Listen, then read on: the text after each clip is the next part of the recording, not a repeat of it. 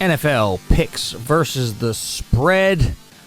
I'm Cav Manning. I am from the Lingus Mafia podcast. Everything you need to know about my nonsense is at Lingus Mafia.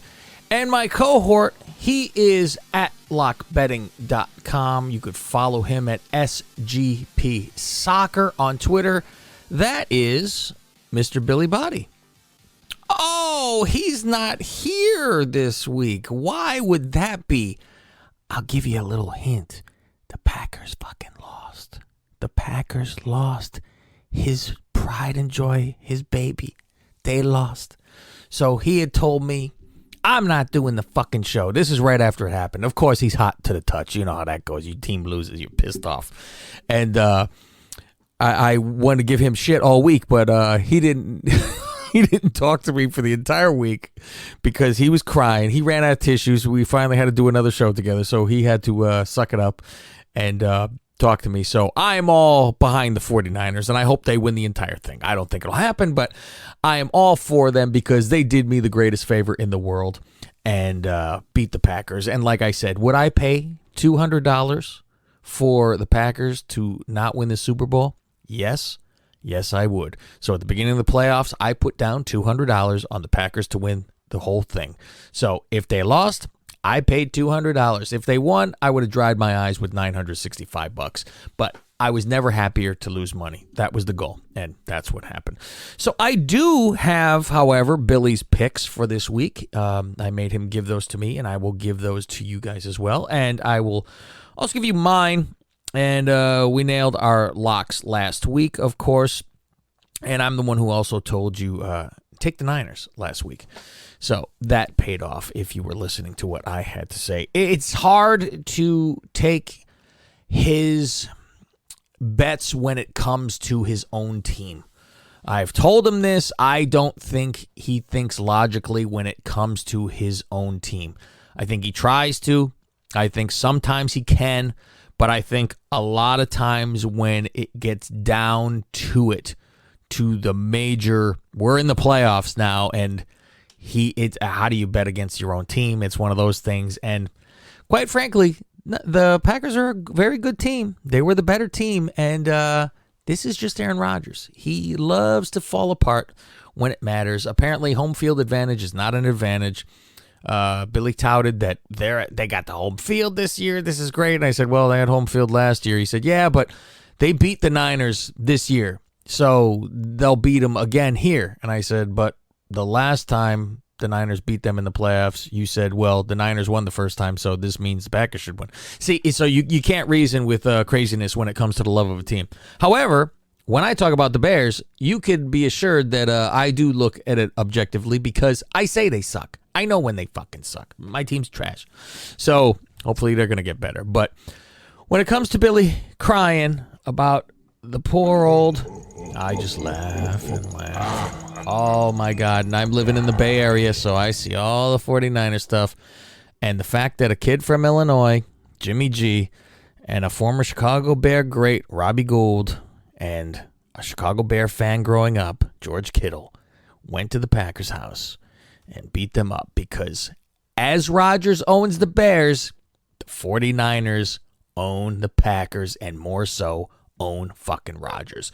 What's going to happen next year? I think Rodgers is gone because I don't see them being able to keep him and Davante Adams together. Now, if Rodgers said, no, I want to keep this together because I want to win a championship, I'll take $25 million a year. And that would be in our worlds, obviously it's a fortune, but in their worlds that is drastically underpaid for a quarterback of his caliber. I might hate the motherfucker, and it's not because of vaccination, it's because he wears that fucking jersey. If he was on any other team, I don't give a shit. But he's on that team, so I gotta care.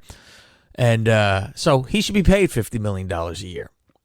If they're paying him $50 million a year, they are having nobody else on that team. So how much do they want him on that team? That's what you're going to have to ask. So if you are placing wagers on that, it's going to be one or the other. I can't imagine. I could see them trying to franchise tag Adams, of course, but that's another at least 17, probably going up this year because that tag always goes up. So you're looking at 18 to 19 million for 1 year for Adams, who is the best receiver in the game. Supposedly, I don't know. This Jamar Chase ain't too fucking shabby either. But it's for one of the best receivers in the game and like a best quarterback, and you're going to have to pay them both best people money. Good luck to you. So, hell, I should almost root for them to stay because that means that's the only two people on that team at this point. They're going to have to let go of a lot of other people here. And Rodgers just locks in on him. You saw that double team move when they were going across the middle, and a double team, he threw the ball to him when he had another guy, Lazard, running under the middle by himself, which would have kept that thing going. But he says, fuck it, I'm just throwing it in. He must have thought the Bears were covering, because if they were the Bears covering, I would have been caught and ran all the way in. So let's get to our games this week. We're starting off with the Bengals going into the Kansas City Chiefs. Nice run for the Bengals. If they could keep their quarterback upright, that would be nice. He got sacked 9 times last week, Burrow, and still put up a hell of a game. Tannehill is obviously the problem over there. And if you think about it, how about you don't why don't you have him out of there and throw the fucking farm at Rodgers to go there? You imagine you put that quarterback with the rest of that team that is set to go. And obviously that's the only thing holding them back is Tannehill, because I still don't buy Tannehill. I've been poisoned enough from the last time we saw him with Miami. Even when he was good these last couple of years, I'm like, I don't believe it. You get that taint in you. It's tainted love. So I would think that's a good place for Rodgers. Obviously, Denver's the point that a lot of people think, because now his offensive coordinator is now the head coach of Denver. So talk about not having to learn any new system and just plugging in and going. Plus, Rodgers' fiance lives in Denver, which, you know, the women run everything, so they're going to tell him where to go. Oh, fuck your career. I'm your new wife. You're playing here. So we have that going for us. However, I think Kansas City should. The line is 3. They're giving the Bengals. The line is 7. They're giving the Bengals 7 points here. And how could you, after seeing what the hell with the Bills, and the Bills have a good defense. Obviously, they fell apart with what the hell they did at the end of that game last week, which was possibly the best game that's ever been played, down to 13 seconds left, and he runs. Unbelievable how everybody just backs up. And they're guarding the line, and there's timeouts. What are they doing? It's like, we could do this on Madden and stop it, but they freak out. They don't want anyone to go over the top, so the Bills fuck themselves and are still the Buffalo Bills. It's hard not to take Kansas City here, and I will take Kansas City, and I will give that 7 points. I think it might stay tight for a little bit because everyone's going to feel a little tight when they play a championship game. But I think after it gets going, and they are in, of course, Kansas City, I think that's going to do a great deal. So I am picking Kansas City, and I am giving that 7 points, and so is Mr. Billy Body. Going on to San Francisco and the Los Angeles Rams. I will be rooting for San Francisco just out of a thank you. However, I do feel that the Rams should win this game. It's 3.5 points. I'm willing to give San Francisco the 3.5 points. Jimmy G is pretty much holding this together, and he doesn't want to be the cause for them losing. I don't think he's a horrible quarterback at all. I think he's more than capable. I would actually like to have him. If I didn't have Fields and know that Fields is on the up and come, I wouldn't mind having Jimmy G at all. He just wins. He's one of those that, like, his record is for just winning. It's very odd.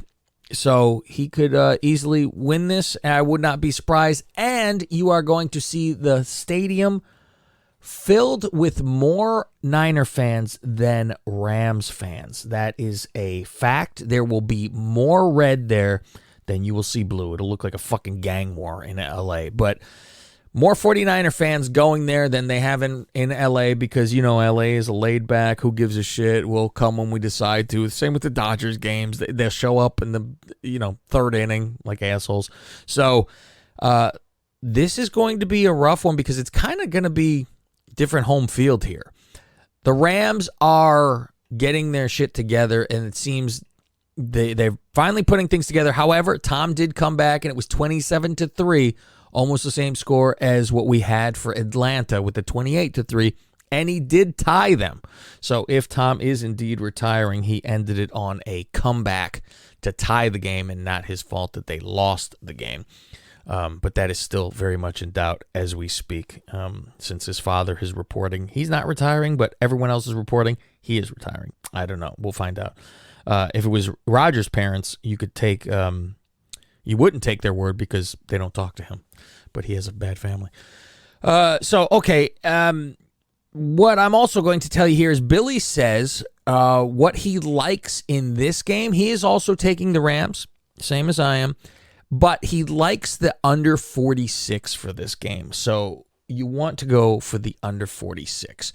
Now, when it comes to our locks of the week, we are both on the same lock, and that is Kansas City -7.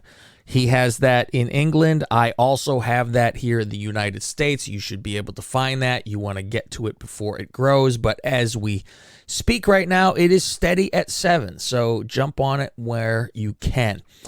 That's all we're going to do. That's it. There's only 2 games. So I just wanted to make sure to get it to you guys before it was time. Hope you listen in. We'll have a Super Bowl special. You know, the Super Bowl is in 2 weeks. So it will be the day before Valentine's Day is when the Super Bowl is on the 13th. So next week there should not be a show for the NFL. But the week afterwards, we'll pull Billi out. Maybe we'll have a GoFundMe to buy him more tissues because he's running through them. And he could just be done with this fucking Packer nonsense already. I can't. Can you guys wait? Can you wait? Can't you wait until this Packers in a rebuilding mode? They think they're still winning a division with Jordan Love. Good luck to you. I want them to believe that too, so they do get rid of Rodgers. I can't take this Rodgers anymore. And why is it? Because he's fucking good, and he's in my division. I don't say he's shit. I say he's good, and that's why I fucking want him gone. Same way Billi doesn't like Tom Brady, because he just beats his fucking ass and wins championships every year. So, all right, everybody, go check out my nonsense at Lingus Mafia. Like I said, I'm also on Patreon. That is patreon.com/Lingus Mafia if you are into wrestling stuff and also just my bullshit show. You can go look wherever you get podcasts and just type in Lingus Mafia. We have a show that talks football and just it's bullshitting with friends, and we don't talk any wrestling on there. That is my weekly Tuesday show. Otherwise, all the wrestling stuff is on there as well. You can go check out Billi, like I said, SGP Soccer on Twitter, and he's at the Sports Gambling Podcast you want to go to. So go check out Sports Gambling Podcast. All of his stuff is there for you to see. That's it. I'm Cav. I'm not with Billi because he's crying about the Packers. We'll see you in 2 weeks. He could go all the way.